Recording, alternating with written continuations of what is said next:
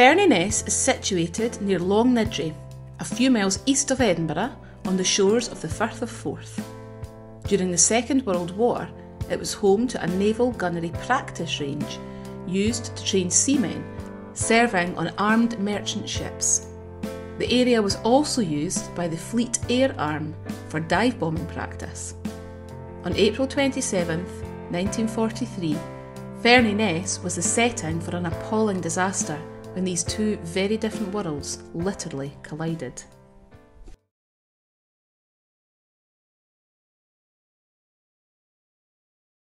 It was approaching 4 in the afternoon and gunnery training was over for the day. 35 weary but happy men started boarding a bus waiting to transport them home, a mixture of naval ratings and merchant seamen. Meanwhile, a Vought Chesapeake from Crail Airfield had arrived in the area to practice some bombing runs. On board were Sub-Lieutenant Kenneth Joy Roll and acting leading seaman Robert Hartley, serving with 770 Training Squadron.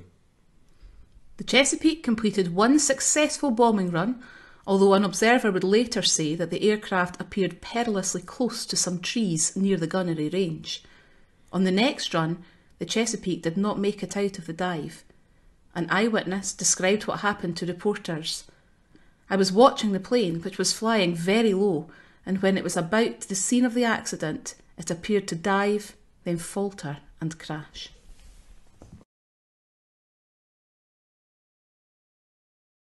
At the moment the Chesapeake hit the ground, around half of the men from the range were still outside the bus, waiting to board. The aircraft bounced into the bus with tremendous force. Debris was scattered over a huge distance and the bus erupted in flames. There was not much in the way of immediate assistance for those injured or trapped at the crash site. 6 men were rescued, suffering from burns, and another 12 escaped the bus by smashing windows. Polish Red Cross personnel at nearby Gosford camp were among the first to reach the scene of devastation, and the injured were removed by ambulance to a hospital at the camp. Eventually, more assistance did arrive, but it was too late for many. Both aircrew had died instantly, as had the bus driver, David Matheson of Edinburgh. 2 naval ratings died on the way to hospital, and 3 more succumbed to their injuries over the coming days. In total, the disaster cost the lives of 15 men.